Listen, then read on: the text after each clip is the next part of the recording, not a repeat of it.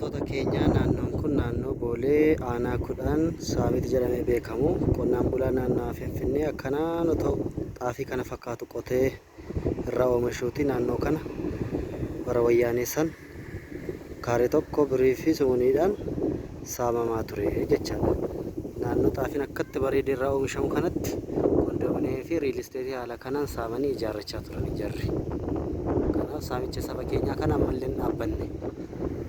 Bara mootummaa kanaas kaabineen bilchiginnaa dachaadhaan waggaa 27 keessatti saamamee kan hin beekne lafa Finfinnee fi naannaa ishee dachaadhaan saamaa jiru jechuudha.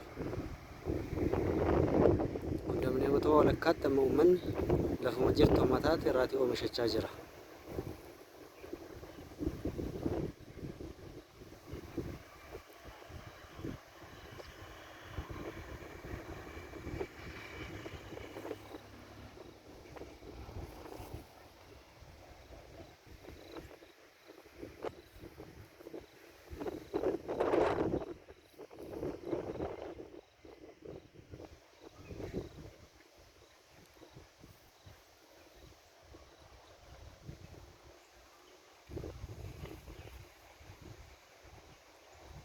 Kana fakkaata jechaadha. Lafti Oromoo saamamaa ture amma appaartaamaa riil isteetii fi kondominiyeemii turre dhaabbata.